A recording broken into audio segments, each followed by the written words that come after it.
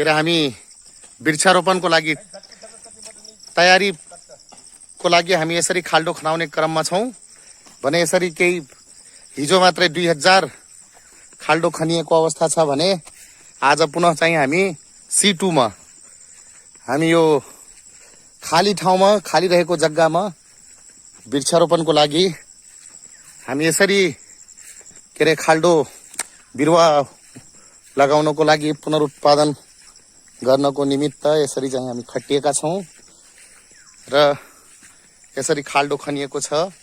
यो खाल्डोको दूरी 2.5 मिटरमा छ भने यो निरन्तर आज C2 को लगभग 5-6 हेक्टर क्षेत्रफलमा हामी यसरी चाहिँ खाल्डोको तयारी गरिरहेका छौं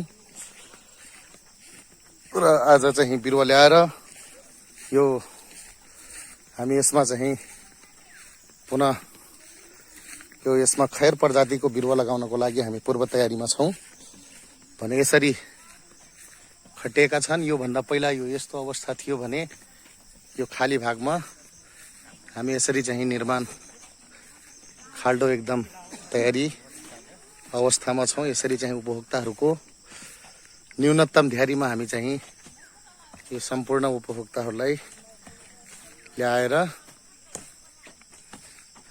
खाल्डोको तयारी भइरहेको छ।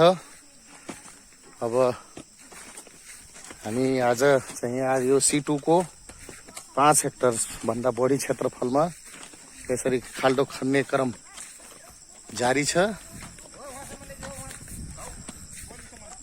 भने यसरी चाहिँ हाम्रो उपभोक्ताहरूको सबै धेरै 50-60 जनाको सहभागितामा यसरी चाहिँ हामी खाल्डो को लागि चाहिँ गरिरहेका छौं भने अब चाहिँ यो खाली थियो। यो भन्दा पहिला चाहिँ संरक्षित थिएन। अहिले चाहिँ तारबार गरेर संरक्षण गरेर यसमा चाहिँ हामी